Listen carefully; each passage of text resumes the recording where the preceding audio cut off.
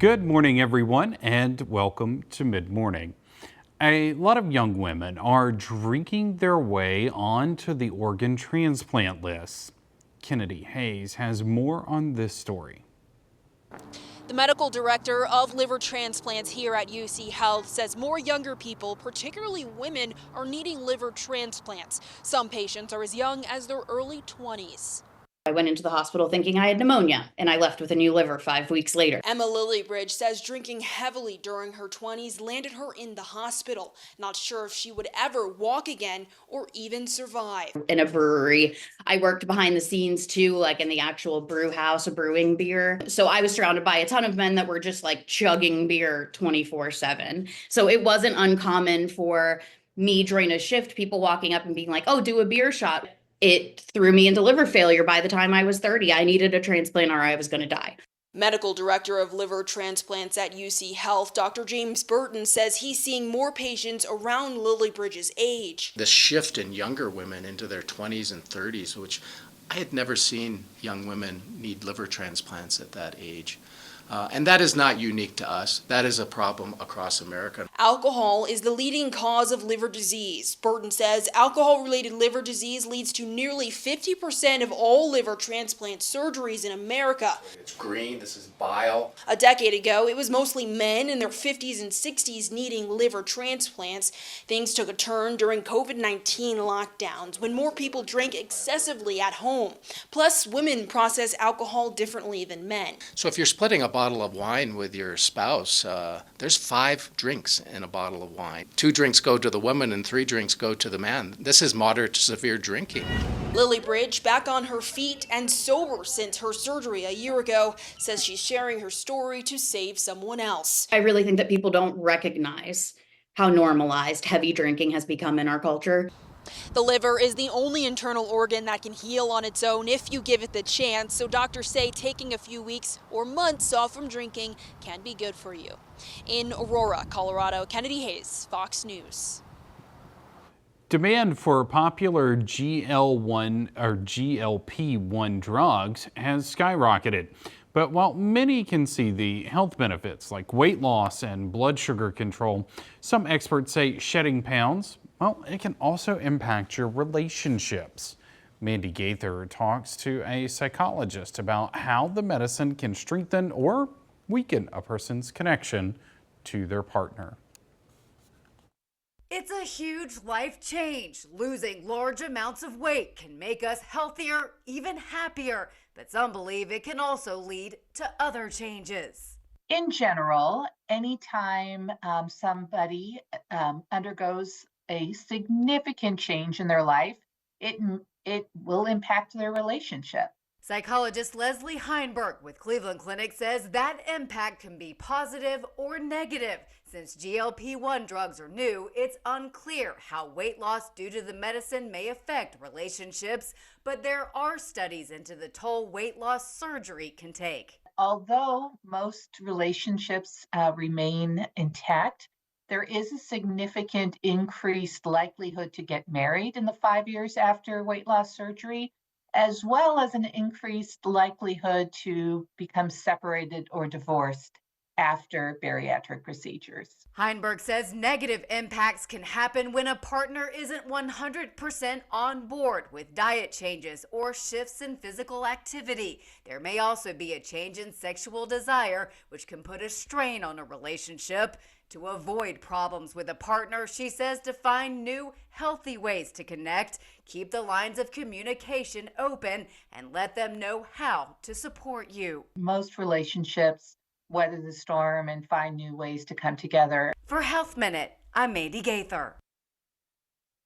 Well, and psychologists say not only romantic relationships can change when a person loses a significant amount of weight, connections to friends and family members, well, they can also fray. She says it's important to talk to them as well and make them a part of your new healthy life.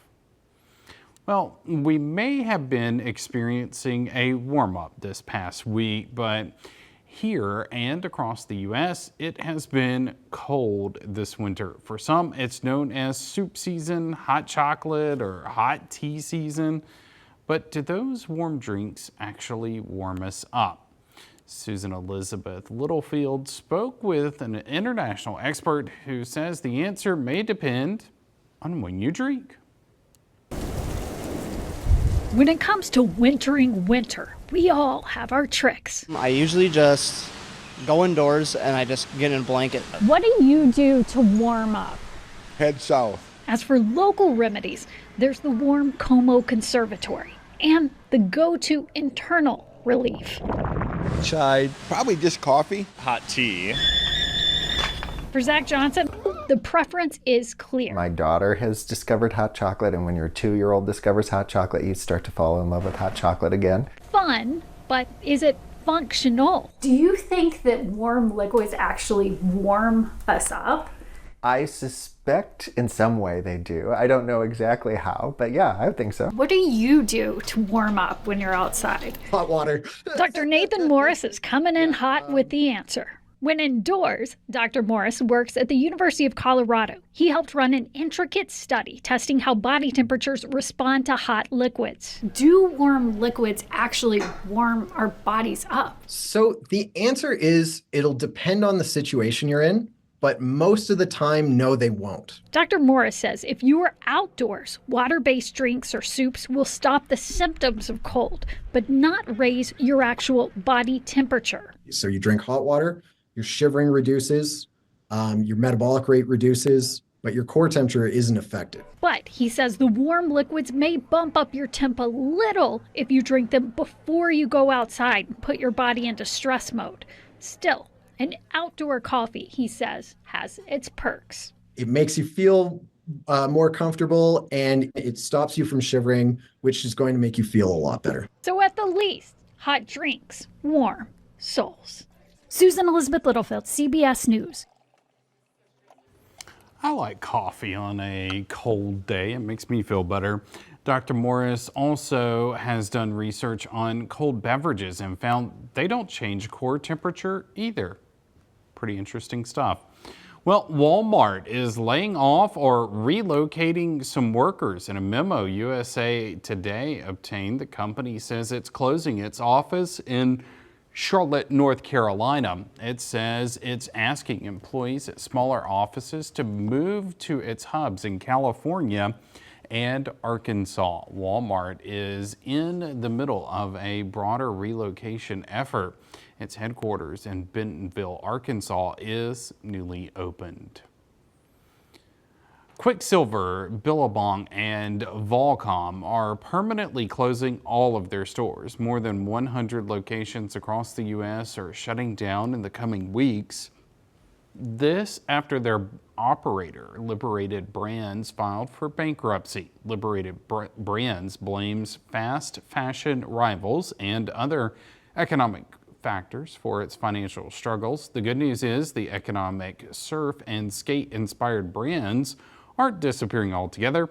Their parent company, Authentic Brands Group, is transitioning the licenses to another operator to keep making the clothes.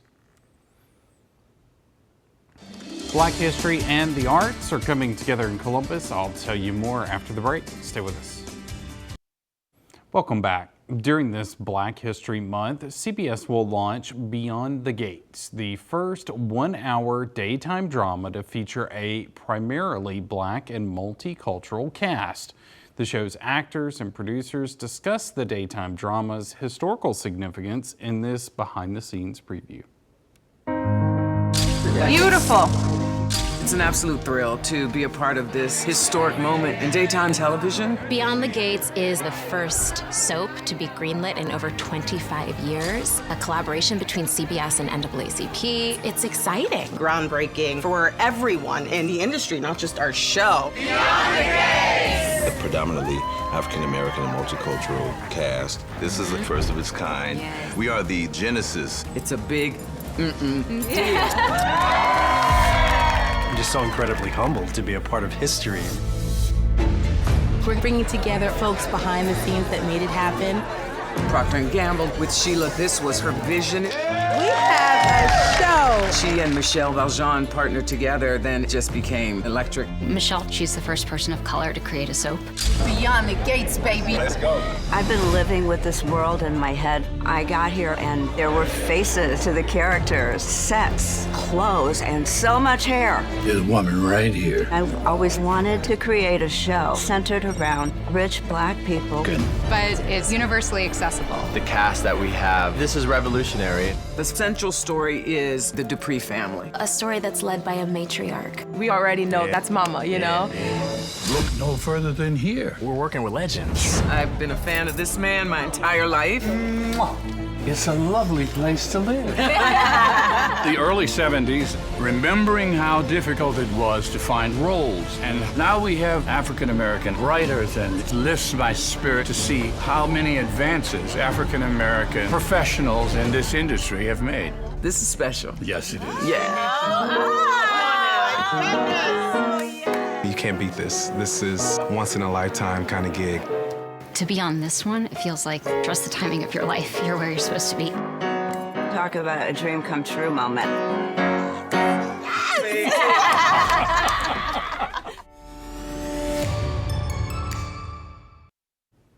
All right, you just saw it there. Don't miss the series premiere of the new daytime drama series Beyond the Gates on Monday, February 24th, and airing weekdays at 1 p.m. right here on WCBI and streaming on Paramount Plus. But we want you to watch it here with us on WCBI. Well, during Black History Month, to honor those who came before us, the Columbus Arts Council celebrates Black excellence through art. Charity Johnson got a preview of the exhibit and has more. Black art, black excellence, all in one. Columbus Arts Council prepares for its exhibition on Thursday in honor of Black History Month. Black history is American history, and I think that should be showcased. And so this is the perfect place to do so. Quan Walker is executive director for the Columbus Arts Council. She says the exhibit is a part of her vision to create spaces where the community can connect and thrive. I want the world to know and see our community that we have a lot of natural born artists who are of color in our community, who are very talented. So because this is Art Council, I want to reflect that. The gallery will feature the work of 9 artists showcasing a variety of mediums, including ceramics and fiber arts. So coming to the art gallery opening is one of the important days, is because you'll be able to speak to the actual artists and interact with them and ask them questions about their artwork. The event will also include live music and spoken word performances. Telling your story in Columbus, Charity Johnson, WCBI News. The Black Excellence Art Exhibition opened Thursday night at the Columbus Arts Council. For more information on the events there, you can check out their website, columbusartscouncil.com. Well, if you're getting your Super Bowl menu set, we can help. Tips are coming up after the break. Welcome back. Here's a surprising statistic. Super Bowl Sunday is second only to, get this, Thanksgiving when it comes to the amount of food Americans eat. That really shocked me for some reason. Prices for many party foods, well, they're higher this year, but some are actually cheaper. Here's a look at the numbers. I would highly recommend you watch it. The Titanic Brewery and Restaurant in Miami is gearing up for the big game, and chicken wings are at the top of the menu. We get a lot of phone calls for to-go orders. A group will call and like, hey, I need 100 wings. Can you do it? And we make sure we're ready to do it. Over the past decade, wings have exploded in popularity, and so have wholesale prices. People will find this funny, but you know, chicken wings are more expensive than chicken breast. But because of the demand in the market, wings are higher than breast meat or any other meat. Consumers are also feeling the pinch. According to a new report, shoppers buying raw wings at the store are paying 7% more than a year ago.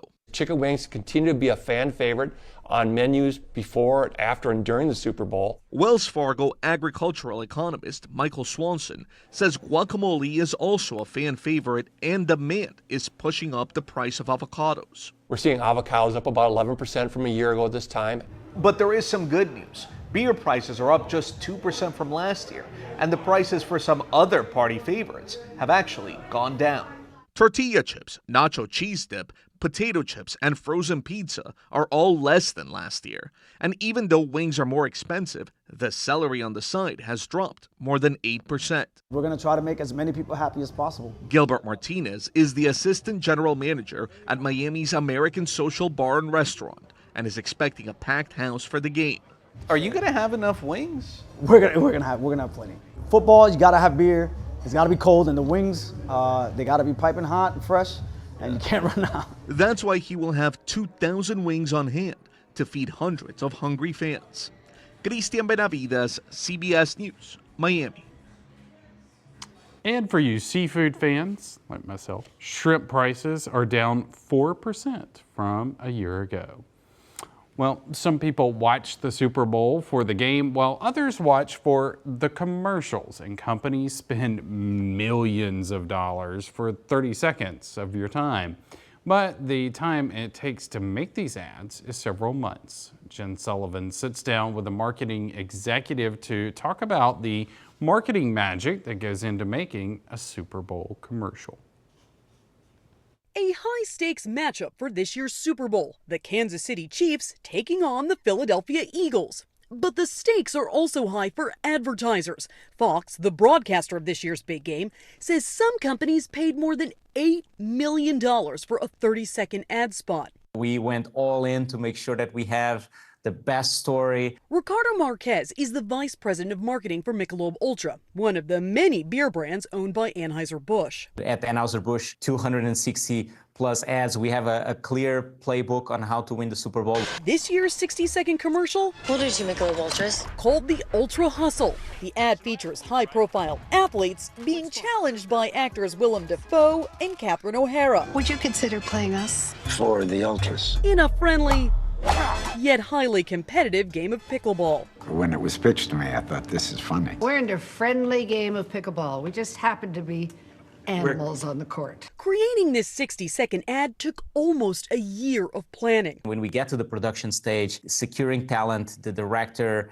a location, and then all the post-production work, all of that takes immense time. Marquez says it took 5 days just to film the commercial. And the goal of all this hard work and time? Brand recognition and ultimately, of course, sales. In a digital world, they also measure success by the buzz and engagement their ad gets online. That's one of the many reasons why they release the commercial before the big game. And as soon as this year's Super Bowl ends, it's back to the drawing board to focus on next year's commercial. The pressure and the privilege of being in the Super Bowl stage.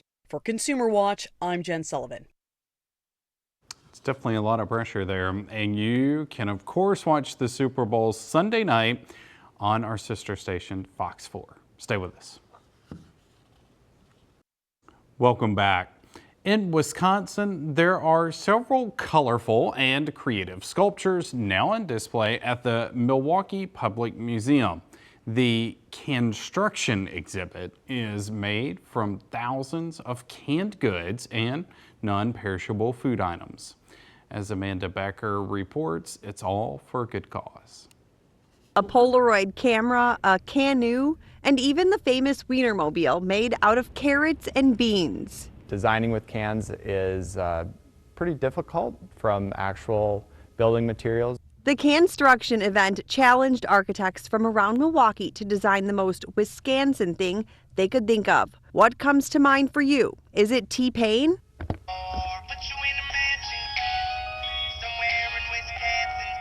Cows or Lake Michigan? And the idea was that the Native Americans would use canoes across the waterways in Wisconsin to bring food and other goods. From planning to ordering the food. Initially, we didn't quite know what we were getting ourselves into. When you order 2,500 cans, it's pretty daunting. It's all for a good cause. These non-perishable sculptures will all be donated to the Jewish Community Center's pantry.